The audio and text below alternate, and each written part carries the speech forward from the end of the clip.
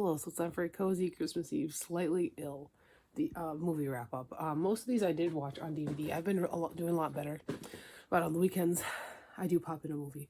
Generally, at least one night, either Friday or Saturday night. And since it is now Christmas break, I'll have time to watch all sorts of movies. So let's get started. Most of these movies I watched in December. I did watch a couple of them in November. And first up, I did technically rewatch Pet Sematary, the original 1989 edition. I haven't watched the new movie. Part of me kind of wants to. I'm not even talking about Bloodlines. I'm talking about the remake where they kill the little girl instead of the little boy. Spoilers. I'm vaguely interested in it, but I know it's not gonna be as good, you know. But Pet Sematary is based off of the Stephen King novel of the same name, and it follows this man named Lewis Creed, and he moves his family to this house in Maine where they have this really busy highway right in front of their house, and a lot of animals have been killed on this road, and it's a very dangerous road. And when his daughter's cat is killed on the road, the old man who lives across the street introduces him to the pet cemetery. And if you bury someone in the pet cemetery, it's not going to stay dead. It's a great movie. I think, honestly, this is one of the better King adaptations. A lot of Stephen King adaptations do not translate well to film. And while the movie doesn't have the same depth and emotional, hard-hitting nature of the book, it's still a good fucking movie. And I do really like the sequel with, what's his face? Edward Furlong, I think. The sequel that came out in the early 90s. But yeah, it was a good time. It was a good rewatch. I enjoyed it. After that, I watched 30 Minutes or Less. I did watch this on DVD, but it is in like a 3-pack movie thing, and I haven't watched the third one yet, so it's still in my little stacks of movies to watch. 30 Minutes or Less follows Jesse Eisenberg as a pizza delivery driver, and one day he ends up getting a bomb strapped on him, and if he doesn't rob a bank and get these two guys their money, it's going to blow up. As I was watching this, so when I was in college, I had a roommate from Erie, Pennsylvania. And if you know anything about true crime in Erie, Pennsylvania, you know where I'm going with this. And she told us about this, like the pizza robbing bank thing with the bomb. I'll put a picture of like a news article or something right here. And as I was watching this, I was like, is this based off of that? Because this happened. This movie came out after that happened. And apparently I went on Wikipedia, and apparently they get that a lot. Like, was this based off of that? Apparently it's not. I feel like it was. It was funny. I will watch literally anything that Jesse Eisenberg is in. I like him. I like him a lot. So it's a fun time. But yeah, I watched that. After that, I watched Metallica, live ship binge and purge, Seattle 1989 on VHS. I will say, this did lull me to sleep briefly.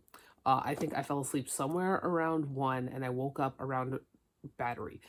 So it did briefly lull me to sleep, but this is a great fucking concert. I mean, and it's great to watch. Yeah, there's not really much. It's a Metallica concert. That's what it is. There's not much else to say about it. It's this VHS came out in 1993. The concert is from 1989. So there's that. After that, I watched a real doozy of one. I watched Haunted. That's upside down.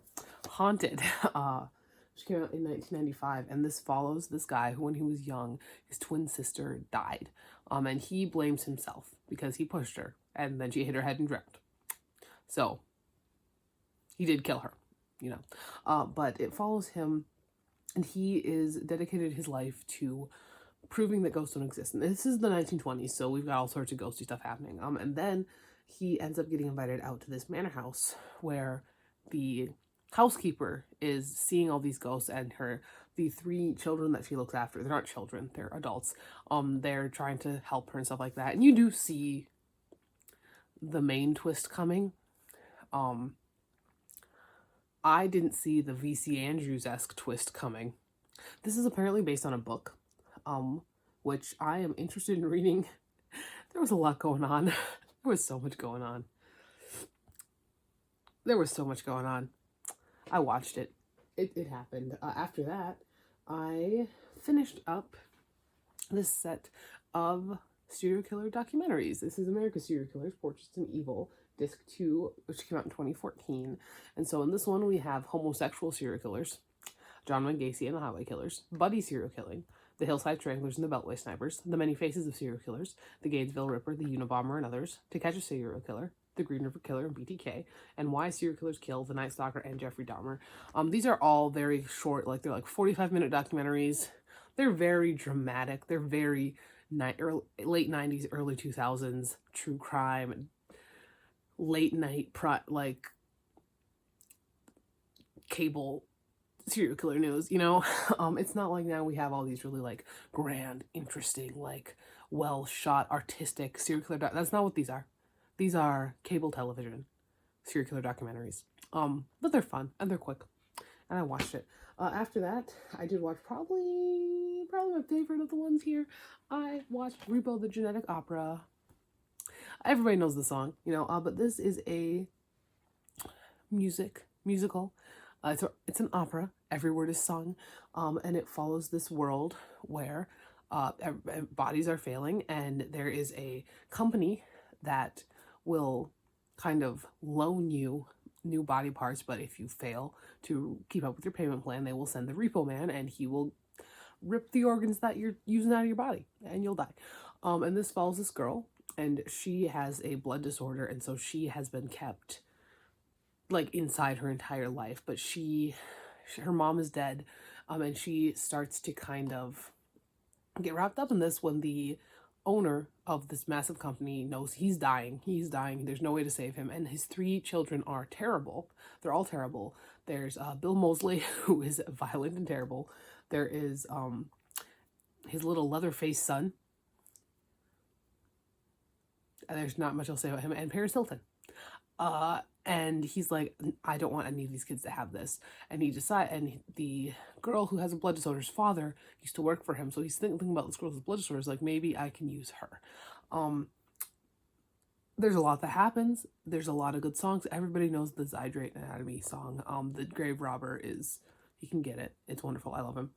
This was great. I love it. Bill Moseley was in it. I know I said that, but I gotta repeat it. Bill Moseley was in it, you know? As a Texas Chainsaw and House of a Thousand Corpses kind of person, I love Bill Moseley so goddamn much. But yeah, I watched this when it came out in 2008. It was a good time. Then in 2005, I didn't watch this in 2005. I was 8. But this came out in 2005, and I watched it this December.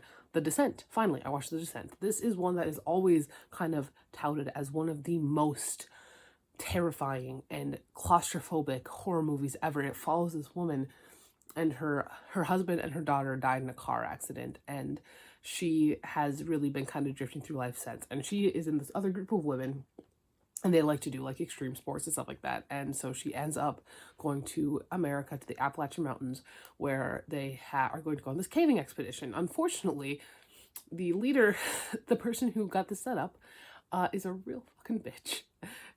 I do love Juno. I'm not gonna lie. I love Juno a lot. I had a lot of fun watching her. But she decides that a cave that everybody is not extreme enough for them. So they go to an unexplored cave system, and the other women do not know that it's an unexplored cave system, and they end up getting caved in, and they end up running into these little creatures that eat their faces off. And it is so goddamn claustrophobic.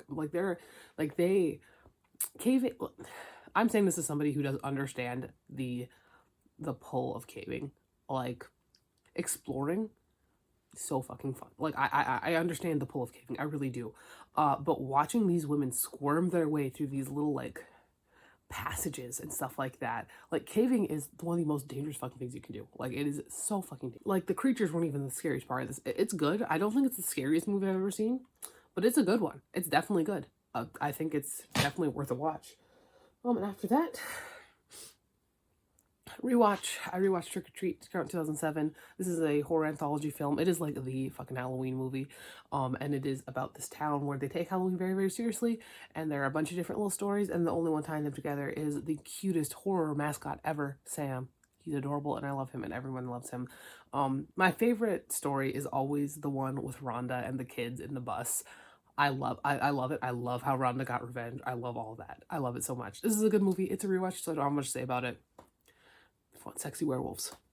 And then finally, last night, I watched Gleaming the Cube, starring Christian Slater. And in the background, constantly, tiny baby Tony Hawk. This came out in 1989, and it follows this skater played by Christian Slater, and he is the family disappointment. He has an adopted Vietnamese brother, and this kid is constantly like, he does the best. He does great in school. He has a job. He's responsible, and Christian Slater looks like this. Christian Slater has frosted tips. But one day, his brother has supposedly committed suicide. And we as the audience know that his brother did not commit suicide, but Christian Slater also believes that his brother did not commit suicide, and he gets wrapped up with there's a lot about the Vietnam War in here, and there's a lot about anti-communist sentiments. So like the anti-communists are the bad guys in this movie, which is an interesting take for a movie from the 1980s. I have to reiterate that tiny baby Tony Hawk is in here. And the only reason I watched this movie is because I was reading Tony Hawk's biography, and that's Hawk Operation Skateboarder, and he mentioned that he was in this movie with Christian Slater, and I was like, I love Christian Slater, and I love Tony Hawk, and I have to watch this movie. And tiny baby Tony Hawk, he's just this tiny, he's the one who drives the pizza truck. He's the Pizza Hut guy. But yeah. It was a fun time. I don't think it's gonna be my favorite movie ever, but I'm glad I watched it because this seems just so fucking specific. And it was a good time. So yeah. These are the movies I watched in the past little bit. That's all for today. I'll talk to you later, and goodbye.